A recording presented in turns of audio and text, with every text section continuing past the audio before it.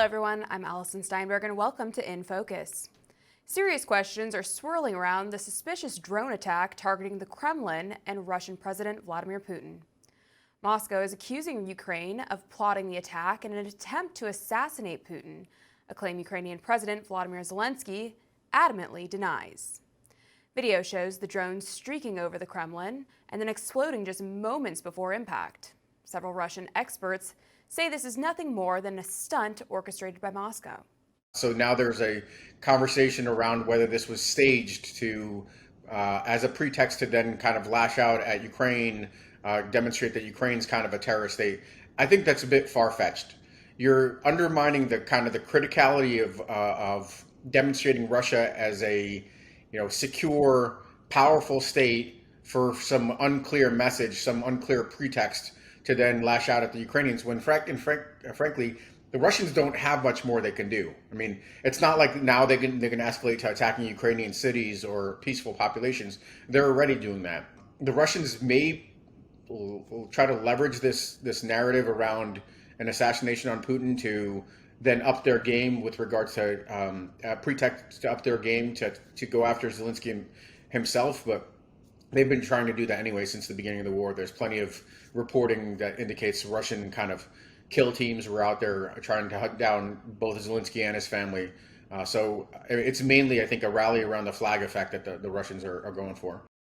It should come as no surprise that the Russian government is also pointing the finger at the United States, claiming America is also somehow connected to the attack on the Kremlin. A spokesman for Putin says the U.S. was undoubtedly behind the incident, an accusation brushed off by Secretary of State Antony Blinken. Well, first, I've seen the reports. I can't in any way validate them. We simply don't know. Second, I would take anything coming out of the Kremlin with a very large shaker of salt. So let's see. We'll see what the facts are. And it's really hard to comment or speculate on this without really knowing what the facts are. More generally, as I've said and as we've said, when it comes to Ukraine, which is under daily assault, and not just its incredibly courageous military forces, but its citizens, its men, women, and children being assaulted on a daily basis by this Russian aggression, being bombed out of their homes, their apartments, and their streets, children killed, families torn apart. Well, we leave it to Ukraine to decide how it's going to defend itself and how it's going to try to get back the territory that's been seized from it illegally by Russia over the past 14 months and going back to 2014, back to then. Joining me now with more on the drone attack on the Kremlin, retired Lieutenant Colonel and Department of Defense Senior Intelligence Operative Tony Shaffer. Tony, thanks so much for being with us. It's great to have you. Good to be here. Thanks for having me here. Of course. So what do we know about the attack as of now, and what are your initial thoughts when you look at what the different angles of this drone strike are that were ultimately intercepted by Russian forces? Yeah, look, everybody's trying to figure it out. Nobody has the solution. I will say this, the Ukrainians have been more and more aggressive in their approach of taking the war directly to Russia. Just within the last few days, I think it was on the 1st of May, the Ukrainians, took credit for blowing up a train with 37 miles inside of Russia. Plus, they've been attacking things like power grids. So it's not completely unbelievable that they would have tried a drone attack like this. Secondly, this drone technology is available to a number of folks. The Chinese actually can do this in swarms, which is far more dangerous than a couple.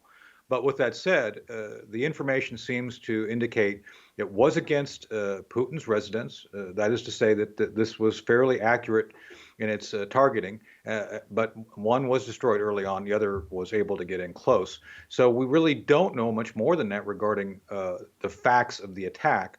The question, obviously, everybody's trying to figure out is who did it, and that's what everybody's trying to figure out. And it has to be, I think, either Russia or Ukraine, but I'm leaning towards Ukraine at this point.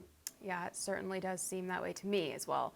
Now, what do you think is going through Putin's mind right now? I mean, just imagine if this happened at the White House. What do you think he's feeling currently? So, well, I would disagree with Vindman. I mean, the Russians could do a lot more. I think they've been very restrained in a number of areas regarding what they're doing, and I think right now this event, if the Ukrainians did it, will create it in Putin's mind the need to be more aggressive against Ukrainian leadership. Yes, indeed, the Russians, have been attacking infrastructure targets. They've been taking out power grids. They've killed civilians, but I don't think they've gone and made a concerted effort to go after Zelensky as much as others say they have. And I think this is something that is going to be of interest. Now, the other thing to remember, if I don't think Ukraine's doing as well as people are reporting. Therefore, do you really want to go after Ukraine and their leadership if they're kind of not doing well? I mean, the potential is if you kill Zelensky, do something to upend the leadership, and you get people who are more competent in there, it may not be in your interest. So this is one of those things that I think that Putin's gonna have to measure in his own way. But yeah, I think it's going to be something that he's taken personally, and you will see him take some action in a vindictive way. Yeah, definitely. That's a great point you make.